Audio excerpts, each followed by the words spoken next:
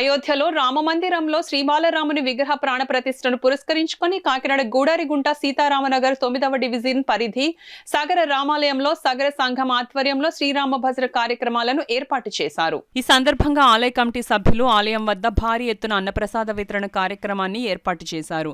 అన్నదాన కార్యక్రమాన్ని స్థానిక పెద్దలు కట్టూరి తిరుమూర్తులు, గారపాటి యాకోబు, కటారి ఈశ్వరరావు, నక్కా దాసు, ఉబ్బా సత్యబాబు, ములికా సత్యబాబు ప్రారంభించారు. ఈ సందర్భంగా సాగర పెద్దలు గానసటి యాకోబు, కఠారి త్రిమూర్తులు మీడియాతో మాట్లాడుతూ 500 సంవత్సరాల దేశ ప్రజల కల సాకారం అయిందని అన్నారు. ఆలయ కమిటీ సభ్యులు దాతల సహకారంతో భారీ ఎత్తున అన్నప్రసాద వితరణ కార్యక్రమం చేపట్టడం అభినందనీయమన్నారు. ఈ కార్యక్రమంలో పెద్ద సంఖ్యలో భక్తులు పాల్గొన్నారు. ఈరోజు అయోధ్యలోని బాలరాముడు విగ్రహ ప్రతిష్ఠ సందర్భంగా మన కాకినాడ గొడారుగుంట సీతారామనగర్ సాగర పంచాయతీ పెద్దలు నిర్వహించిన ఈ అన్నదాన కార్యక్రమంలో ప్రజలందరూ సహకరించి మాతో పాటు సహకరిస్తారని కోరుచున్నాం.